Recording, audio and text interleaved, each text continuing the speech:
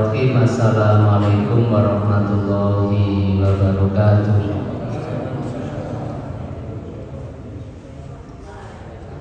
Innal hamdalillah nahmaduhu wa nasta'inuhu wa nastaghfiruh wa na'udzu billahi min syururi anfusina wa min sayyiati a'malina may yahdihillahu fahuwal muhtadi wa may yudlil fa ulaika humul khasirun. Asyhadu an la ilaha illallah wahdahu la syarikalah wa asyhadu anna Muhammadan abduhu wa rasuluh. Allahumma salli wa sallim wa barik ala sayyidina Muhammadin wa ala alihi wa ashabihi ajmain. Rabbi zidni ilma, Allahumma anfa'ni bima 'allamtani wa 'allimni ma yanfa'uni warzuqni ilma yanfa'uni. Allahumma inna na'udzubika minar rihil ahmar wa damil aswad wa da'il akbar. Amin ya rabbal alamin. Amma ba'd. Muslimin muslimat jamaah salat maghrib rahimakumullah. Alhamdulillah sore ini bisa bermuwajah lagi, berjumpa lagi dalam kajian bersama tentang tauhid yang ditampilkan dari kitab Fathul Majid karya Syekh Abdurrahman Hasan Al-Syekh rahimahullah ta'ala. Insyaallah tinggal 2 pertemuan selesai. Hari ini sama akan datang, insyaallah selesai ya. Jadi sudah sekitar 6 tahun mengkaji satu kitab ini. Masih melanjutkan yang bab terakhir tentang kekuasaan Allah, tentang asma dan sifat Allah yang dimilikinya. Halaman 527. Wa qala al-Imam Syafi'i rahimahullahu ta'ala. Berkata Imam Asy-Syafi'i rahimahullahu ta'ala, mudah-mudahan Allah merahmati beliau. Lillahi asma'u wa sifati la yas'a ahadan raddaha wa man khalafa ba'da subutil hujjati alaihi kufrun. Wa amma qabla qiyamil hujjah fa innahu ya'dulu bil jahl wa nusabbitu hadhihi sifati wa nafa'an tasbih kama nafa'an nafsihi faqala lai a'udzu billahi minasyaitonir rajim laisa kamitslihi syai'un wa huwas samiul basir. Min Fathil Bari. Hadirin rahimakumullah, Imam Asy-Syafi'i berpendapat, ini bukan Al-Quran ya, bukan hadis. Yang sebelumnya juga ada Abu Umar At-Tolamat Naqi, juga ada juga Ad-Darimi dan sebagainya. Sekarang bagaimana pendapat Imam Syafi'i? Beliau berkata gini, Allah itu memiliki nama-nama dan sifatnya, maka tidak boleh seorang pun menolak nama dan sifat-sifat yang dimiliki oleh Allah. Dan barang siapa yang mengingkarinya atau tidak sependapat, nah kemarin sudah kita jelaskan ada kelompok Jahmiyah ya, yang menolak asma dan sifatnya Allah itu. Maka siapapun yang menyelisihi atau menolak, menentangnya setelah tetapnya argumentasi, maka dia dikategorikan sebagai orang yang kafir. Imam Syafi'i sangat tegas. Kalau Allah yang Ar-Rahman, Ar-Rahim, Al-Malik, Al-Qudus, As-Salam sampai semuanya ya, itu dikatakan bahwa Allah gak punya sifat kayak gitu. Nah, Maka Imam Asy-Syafi'i tegas, alaihi kufrun. Tadi dia sudah kafir. Adapun orang yang belum tahu hujahnya, alasan argumentasinya, karena kebodohan yang ia miliki, maka alasannya sementara diperbolehkan. Menurut beliau, apabila ada orang berpendapat Allah nggak punya sifat, nggak punya asma, gitu ya, itu masih ditolerir kalau dia memang karena ketidaktahuannya. Nah, ketidaktahuannya, misalkan hanya mengikuti saja, mengikuti misalkan mendapat ajambiah gitu ya, yang kemarin memang menolak, maka itu agak ditolerir alasannya karena ketidaktahuan. Tetapi bagi yang tahu, maka dikategorikan sebagai orang yang kafir.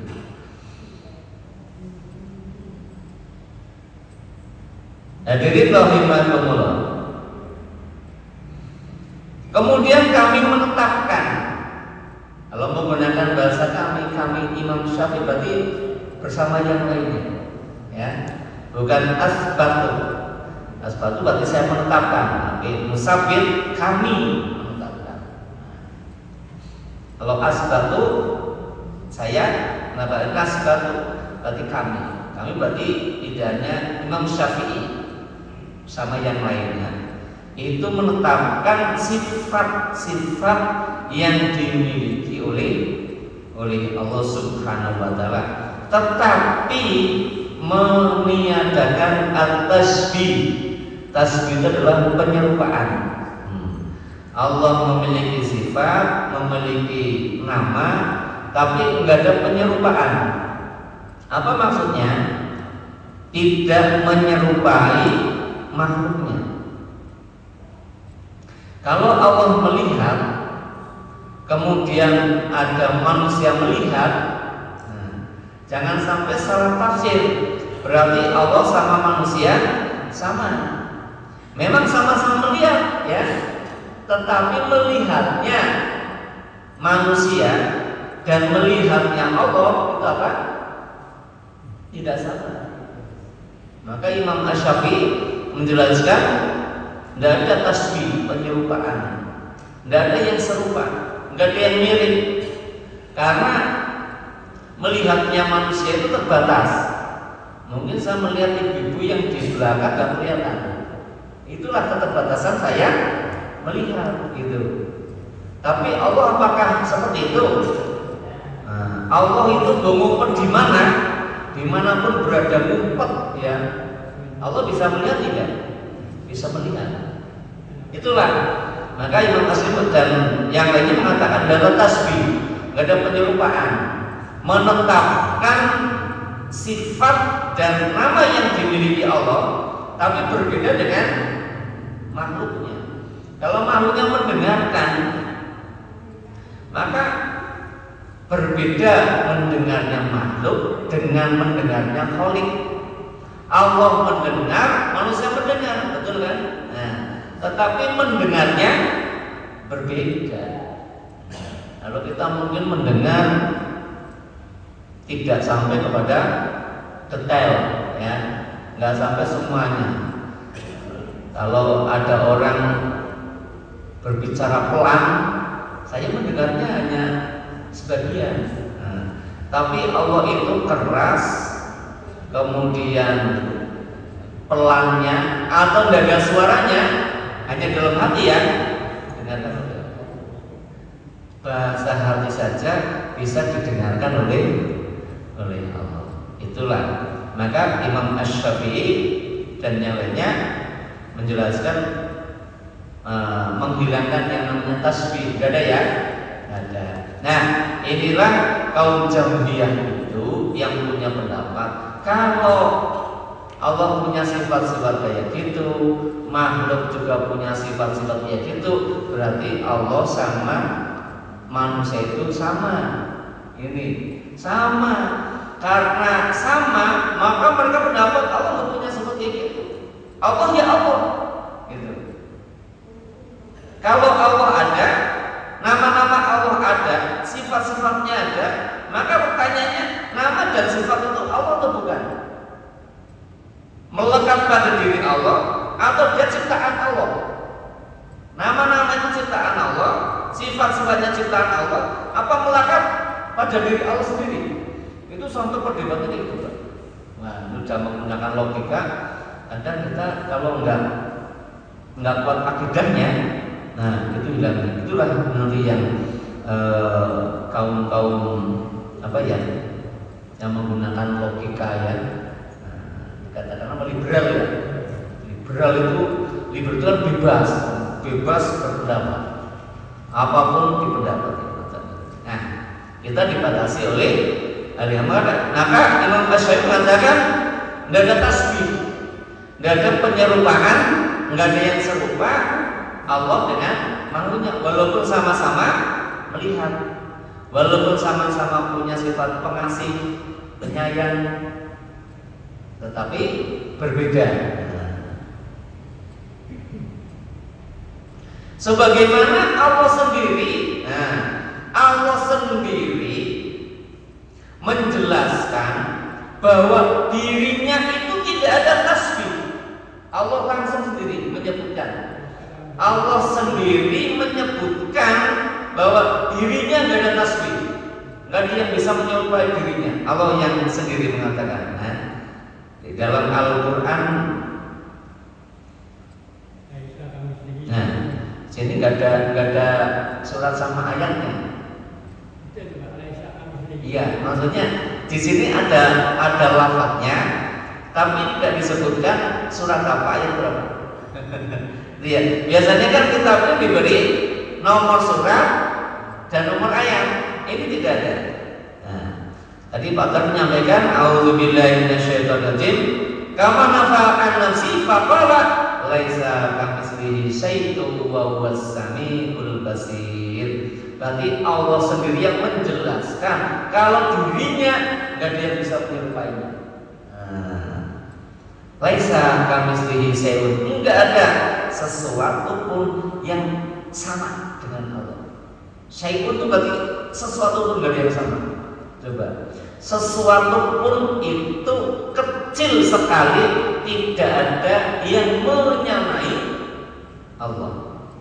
Wa huwas samiul basir, dan dia Allah itu zat yang maha mendengar, lagi maha melihat.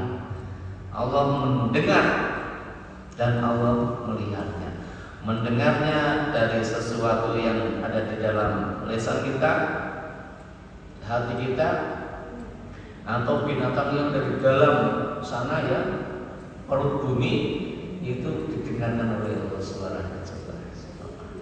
Al-Basir, Allah memperhatikan, memandang, perhatikan semuanya, tidak ada yang terlewatkan satupun dari pandangannya Allah Subhanahu wa Ta'ala. Nah, ini pendapat Imam Asy-Syafi'i. Landasannya adalah laisa kamitslihi syai'un wa huwas samiul basir. Allah sendiri menafikan dirinya dengan tasbih, dengan penyerupaan. Tidak ada yang sesuatu pun yang menyerupai. Kamis seperti menyerupai. Bahasanya kamis itu ka itu seperti, mislu itu misal. Jadi tidak ada sesuatu pun seperti menyerupai. Bukan seperti itu, enggak ada. Ini kan sudah lebih tinggi dengan mislu ya. Seperti menyerupai enggak ada. Apalagi menyerupai ya. Tidak ada sesuatu pun yang menyerupai. Nah, tapi ini tidak ada sesuatu pun yang seperti menyerupai. Nah, ini kan lebih jauh lagi. Coba. Nah, inilah dasar ahli tauhid yang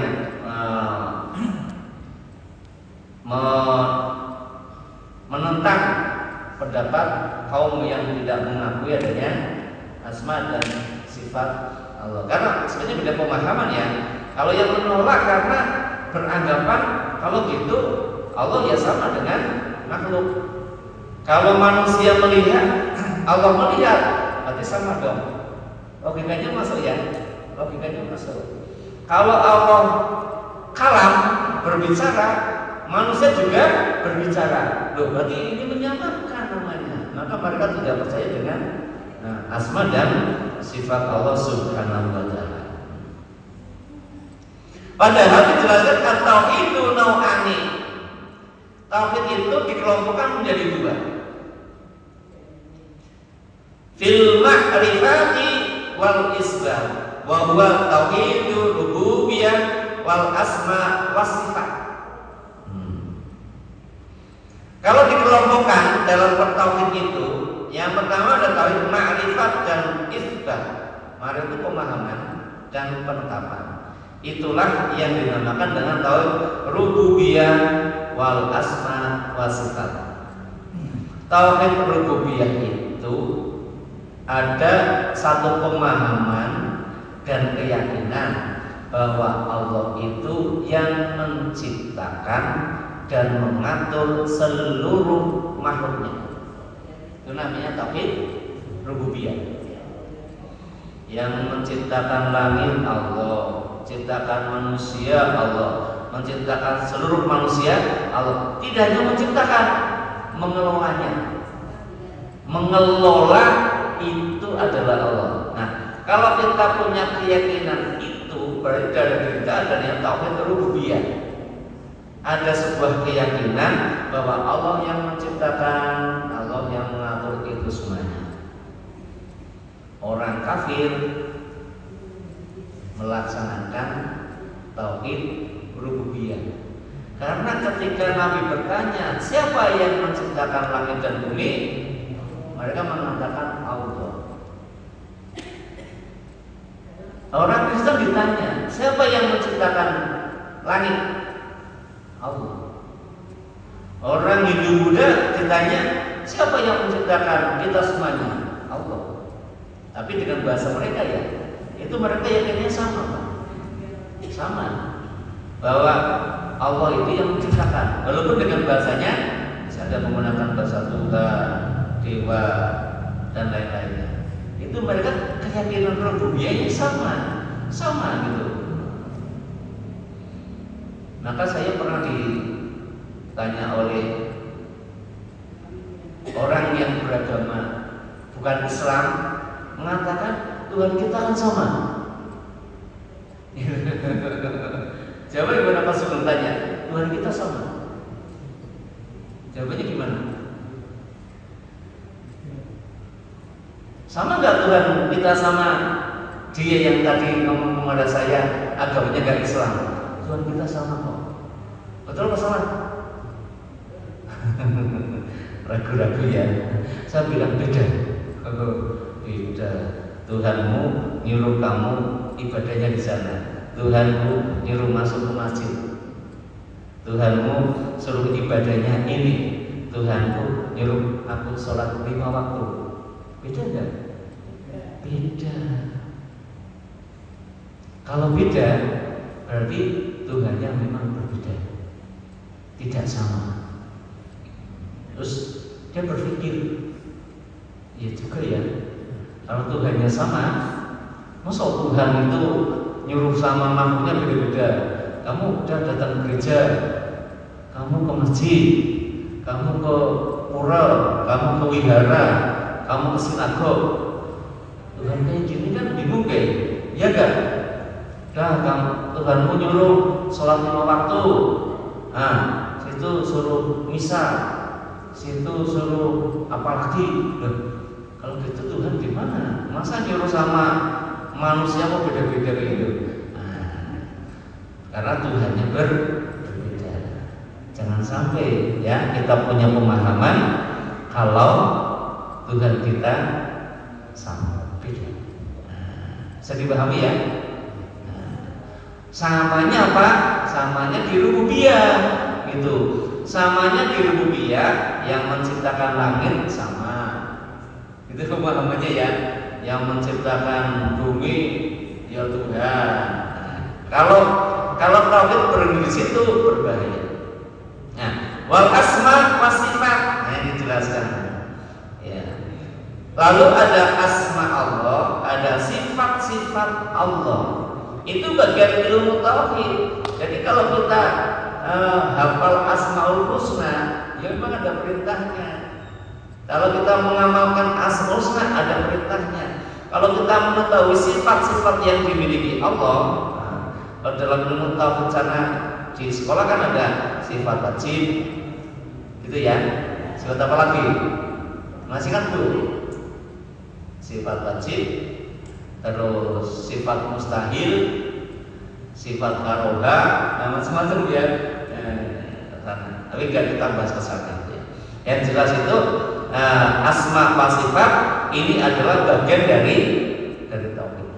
Wa tauhidun fit talabi wal qasdi wa huwa tauhidul ilahiyah wal ibadah. Nah, ini yang kedua yang berbeda ini. Yang kedua adalah tauhid tolab dan qasd. Tolab itu berarti ada tuntutan, qasd ada maksudnya. Tidak hanya sekedar meyakini Allah itu pencipta. Tidak hanya sekedar meyakini Allah itu punya asma dan sifat, tidak cukup itu. Kalau hanya cukup itu berarti makrifat, hanya pemahaman saja, pengetahuan saja. Tauhid tidak cukup di pengetahuan, tapi konsekuensi dari pemahaman itu adalah ini, itu Pak, tauhidul ilahiyah wal ibadah.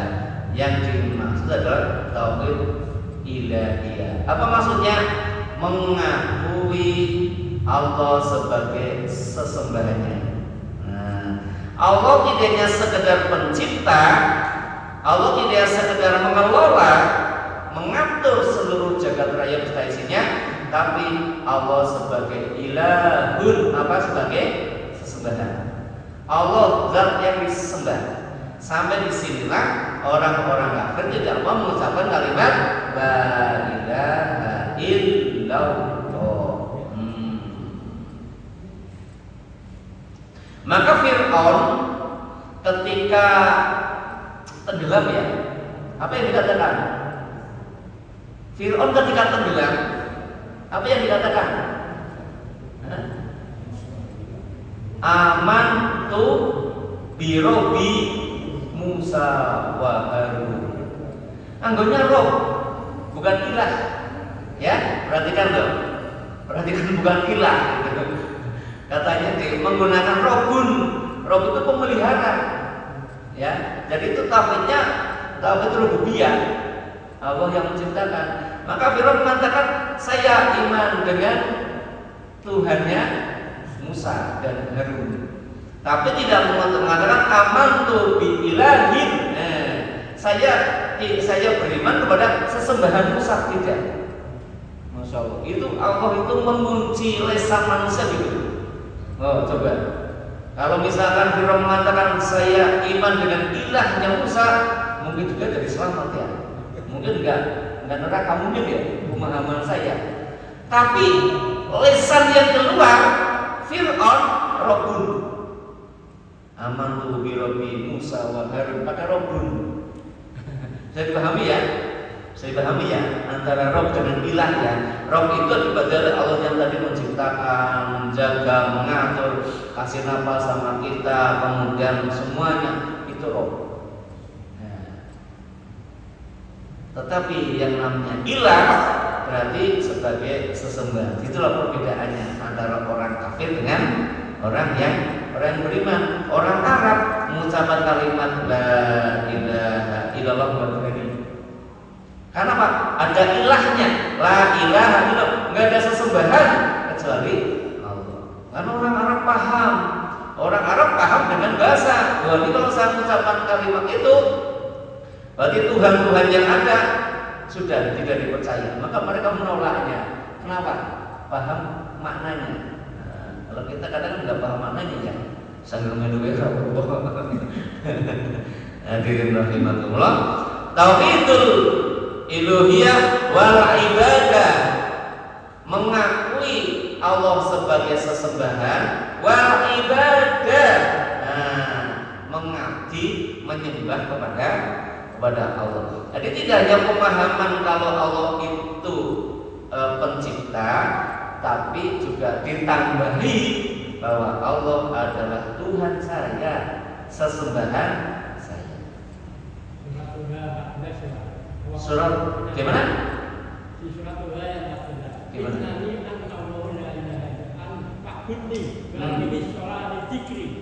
Pakai ilahun ya, ulangi. Innani la ilaha illa ana, pakai ilah. Innani ana la ilaha illa ana ya. Fa'budni. Nah, sesungguhnya tidak ada Tuhan, tidak ada sesembahan kecuali saya. Fa'budni, sembah saya. Kalau pas itu.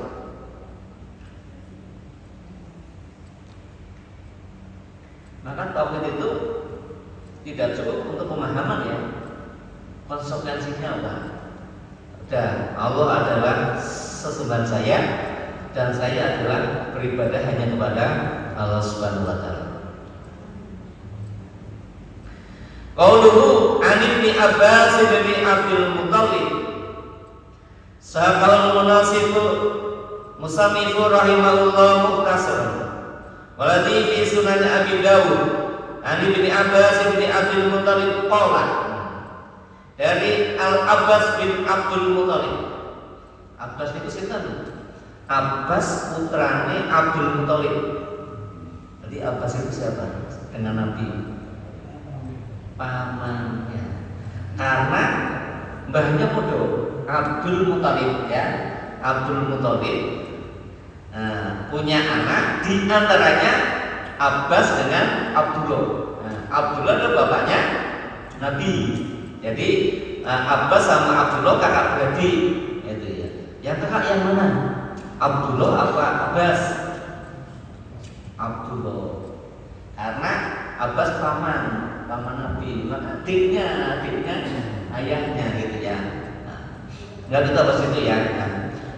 Dari Abbas bin Abdul Muttalib, musannif menjelaskan dengan meringkasnya. Dan juga dijelaskan dalam Sunan Abu Dawud dari Abdullah bin Abdul Muttalib, dari Abbas bin Abdul Muttalib qala. Dia berkata gini, kuntu fil Batha fi isabati fi Rasulullah sallallahu alaihi wasallam. Saya siapa? Abbas, paman Nabi.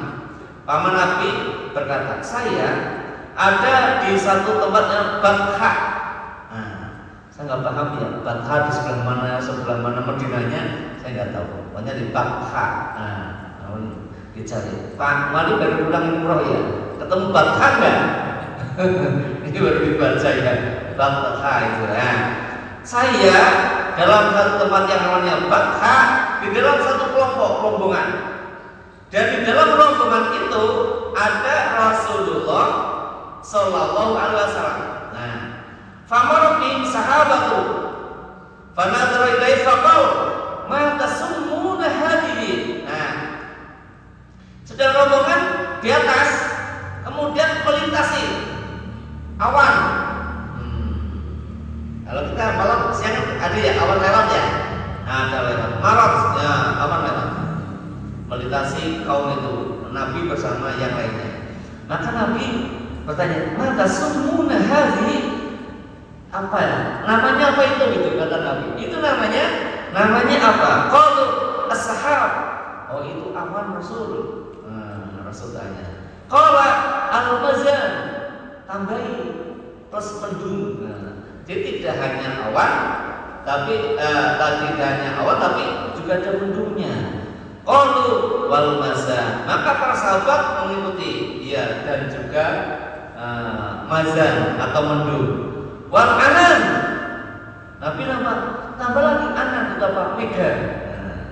Qalu wal anan, maka para sahabat katakan wal anan. Jadi mengikuti apa yang ditunjukkan oleh Rasul Sallallahu Alaihi Wasallam. Qala Abu Dawud lam atqanul anan jahidan. Tetapi saya tidak begitu jelas yang ketiga tentang anan itu dengan baik. Kemudian Nabi berkata, hal tadruna ma ba'ida bainas sama'i wal ardi. Kalian tahu enggak jarak antara langit dan bumi. Ditanya oleh, kalian tahu nggak jaraknya langit sama bumi itu berapa? Para sahabat ditanya gitu, kira bisa menjawab nggak?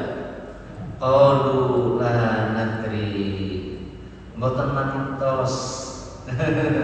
Tidak, la nadri, kami nggak ada yang tahu jarak antara langit dengan bumi itu berapa. Ibu tahu nggak Bu? Jarak langit ke bumi itu jaraknya berapa Bu? Nggak tahu. Ingin tahu nggak? Saya beritahu ini hadisnya. Qala, kemudian Nabi sadar, inna kaida ma bainahuma imma wahidah au isnatan au salas wasabuna sana. Jarak antara langit dan bumi itu 71, 72 atau 73 tahun.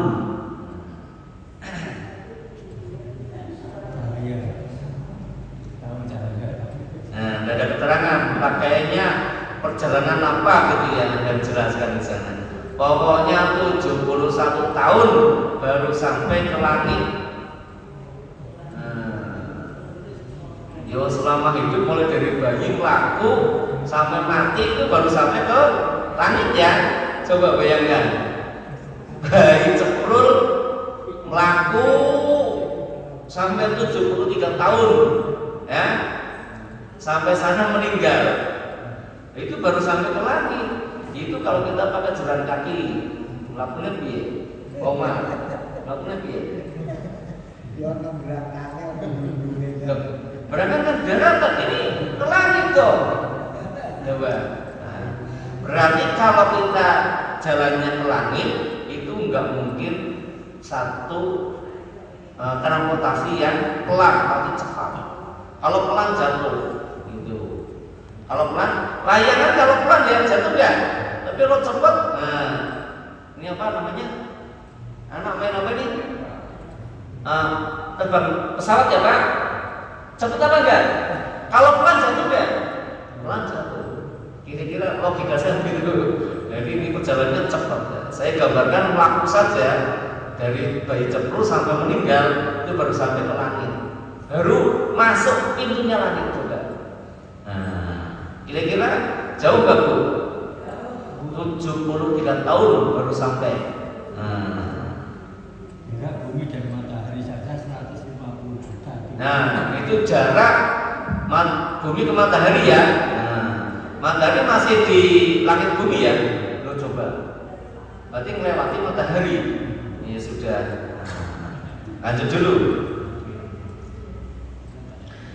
Sumas sama alati faqha kazalik. Langit pun yang di atasnya bumi ke langit 71 sampai 73 tahun. Kemudian langit di atasnya itu apa? Juga sama. Kazalik sama. Jaraknya sama. Hatta ada sab'a samawat sampai jumlahnya 7 lapis bumi. Coba sekarang kalau dari bumi ke langit 73 tahun kali 7 kita berapa? 7 kali 7 49 berarti berapa? 497 tahun. Coba dihitung lah.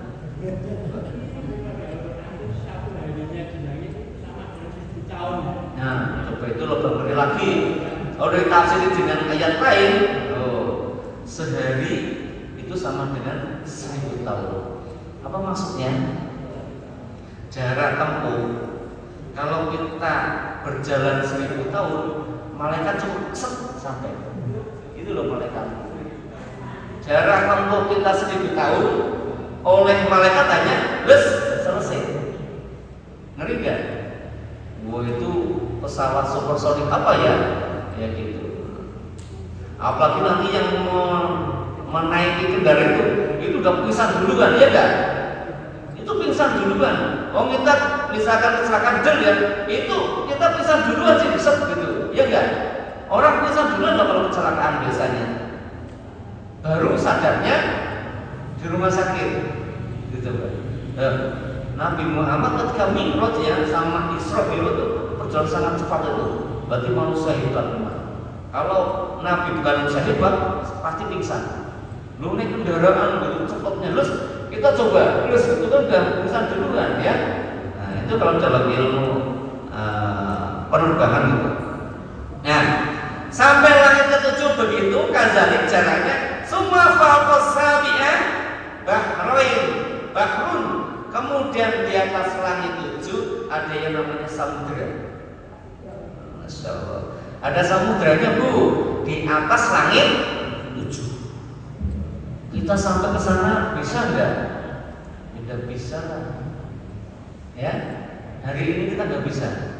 Nggak tahu sekian ribu tahun yang akan datang, teknologi makin maju, bisa nggak? Wallahualam, itu bukan zamannya kita ya. Nah, ada samudra di atas langit tujuh. Bena asfalihi wa alaihi summa bena sama ila sama. Nah, samudra itu apa dasarnya? Asfal itu kan bawah, asfal itu aspal ya, bawah itu apa? Dasarnya, dasar samudra itu sampai akhlak, sampai ke permukaan itu jaraknya sama seperti jarak satu langit ke langit berikutnya. Berarti samudranya sangat besar biasa, 73 tahun ubalnya kayak apa itu samudra dapat di sana. Summa fawqa zalika samaniyah aw'al. Nah, kemudian di atas samudra itu ada 8 malaikat aw'al namanya. Ada 8 malaikat di sana namanya. Baina azlafihim wa rubbihim mislu ma baina samai ila sama. Nah, malaikat aw'al yang jumlahnya 8 itu kuku kaki sampai ke lutut. Ini kuku kaki ya, lutut ini ya, dengkul ya. Jadi kukunya sama sampai ke dengkulnya jaraknya itu sama dengan jarak langit satu ke langit yang lain. Berarti malaikat gede apa tidak? Masya Allah, itu coba malaikat sebesar itu baru dengkul tekan kukunya coba, ya enggak? Nabi baru menjelaskan itu antara kukunya sampai ke lututnya itu jaraknya ke antar langit, berarti 73 tahun. Masya Allah, malaikat besar kayak gitu. Kalau malaikat besar kita Allah besar enggak?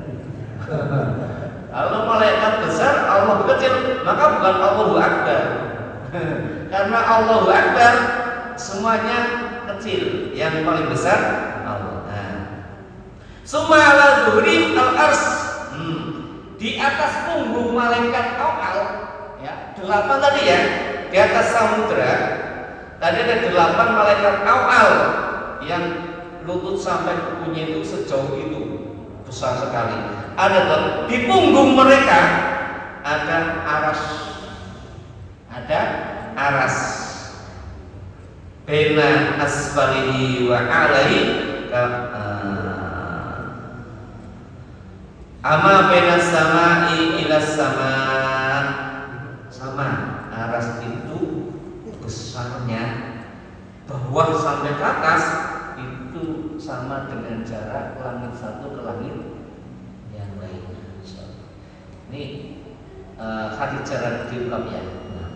Sumallahu ta'ala fawqa dzalik. Kemudian Allah Ta'ala ada di situ. Allah Ta'ala ada di atas itu. Jadi ada bumi, langit 7, kemudian ada samudra, kemudian ada awal, kemudian ada aras, kemudian setelah sumallahu ta'ala fawqa dzalik, Allah berada di atas. Wa akhrajahu Tirmidzi wa Ibnu Majah wa Ibnu Hasan. Bariman rahimakumullah ya. Nah, sampai di sini pas hadisnya ya. Hadisnya menjelaskan bagaimana kebesaran yang dimiliki oleh Allah. Allah udah jauh sangat besar, bisa melihat kita di sini ya. Bahkan daun yang jatuh dari pohonnya diketahui. Coba hasilnya Allah bagaimana Pak? Allah tadi yang ada bumi, 7 langit, ada samudra, kemudian ada al, kemudian ada aras, kemudian baru Allah. Itu daun yang jatuh dari pohonnya selalu dilihat oleh Allah. Maka hasilnya kita sama Allah beda nggak? Melihatnya Allah sama kita sama nggak? Kita melihat apa yang terjadi di Simpang 5 bisa nggak? Nggak bisa, baru jaraknya masih di Semarang. Itu belum jaraknya. Masya Allah. Maka kalau kita takbir tuh Allahu Akbar, Allah itu sudah paling besar kayak gitu. Wallahu a'lam bishawab. Demikian yang bisa kita sampaikan pada kesempatan kali ini. Kalau kita akan berjumpa pada pertemuan yang akan datang. Subhanakallahumma wa bihamdika asyhadu an la ilaha illa anta astaghfiruka wa atubu ilaik. Wassalamualaikum warahmatullahi wabarakatuh.